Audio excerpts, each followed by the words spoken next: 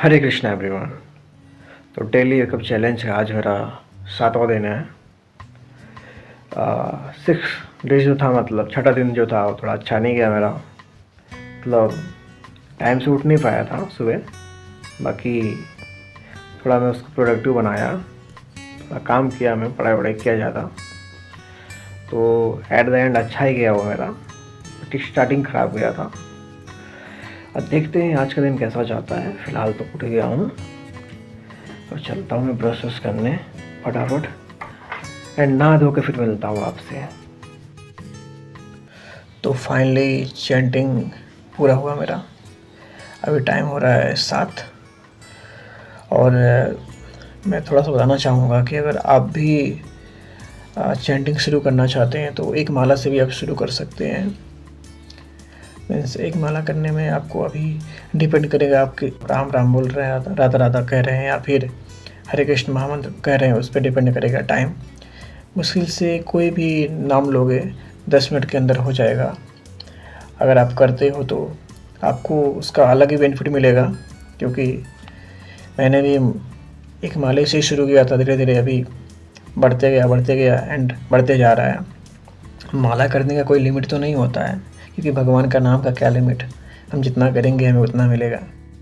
त्रैविद्या माम शुभमा पूत पापा यकेरिष्ट्वा स्वर्गितम प्रार्थयन्ते ते पुण्यमासाध्य सुरेंद्रलोक मश्रंति दिव्यान दिवी देव भगवान।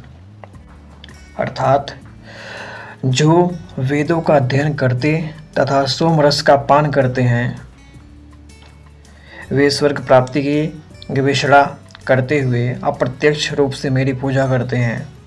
वे पाप कर्मों से शुद्ध होकर इंद्र के पवित्र स्वर्गिक धाम में जन्म लेते हैं, जहाँ वे देवताओं का आनंद भोगते हैं। ठीक है, अब इसके तात्पर्य में रूपाल जी क्या वो कहते हैं। त्रैविद्या शब्द 3 वेदों यानी सामयुज तथा ऋग्वेद का सूचक है। जिस ब्राह्मण के इन तीनों वेदों का अध्ययन किया है वह त्रिवेदी कहलाता है। जो इन तीनों वेदों से प्राप्त ज्ञान के लिए आसक्त रहता है उसका समाज में आदर होता है। दुर्भाग्यवश वेदों के ऐसे अनेक पंडित हैं जो उनके अध्ययन के चरम लक्ष्य को नहीं समझते। इसलिए कृष्ण अपने को त्रिवेदियों के लिए परम लक्ष्य घोषित करते हैं। वास्तविक त्रिवेदी भगवान के चरण कमलों की शरण ग्रहण करते हैं और भगवान को प्रसन्न करने के लिए उनकी शुद्ध भक्ति करते हैं। भक्ति का सूत्रपात हरे कृष्ण मंत्र के कीर्तन तथा साथ साथ कृष्ण को वास्तव में समझने के प्रयास से होता है। दुर्भाग्यवश जो लोग वेदों के नाम मात्र के छात्र हैं वे इंद्र तथा चंद्र जैसे विभिन्न देवों को आहुति प्रदान करने में रुचि लेते हैं। ऐसे प्रयत्न से विभिन्न देवों के उपासक निश्चिंत रूप से प्रकृति के निम्न गुणों के कलमश से शुद्ध हो जाते हैं। फलस्वरूप वे उच्चतर लोकों या महालोक, जनलोक, तपलोक आदि को प्राप्त होते हैं। एक बार इस उच्च लोकों में पहुंचकर वहाँ इस लोक की तुलना में लाखों गुना अच्छी तरह इंद्रियों की तुष्टि की जा सकती है। ऐसा इस श्लोक का तात्पर्य है। और एक श्लोक और मैं भूल गया, 90 नंबर का। तपामया महम वर्षम निगृहामयो म्युत सृजाम च अमृतम च मृत्युश्च पदस्याम। अर्जुन, हे अर्जुन, मैं इस ताप प्रदान करता हूँ। हे अर्जुन, मैं ही ताप प्रदान करता हूँ और वर्षा को रोकता तथा लाता हूँ। मैं अमृत हूँ और साक्षात मृत्यु भी हूँ। आत्मा तथा पदार्थ यानी सत तथा असत दोनों मुझ में ही है। इसके तात्पर्य में प्रभुपाद जी लिखते हैं, कृष्ण अपनी विभिन्न शक्तियों से विद्युत तथा सूर्य के द्वारा ताप तथा प्रकाश बिखेरते हैं। ग्रीष्म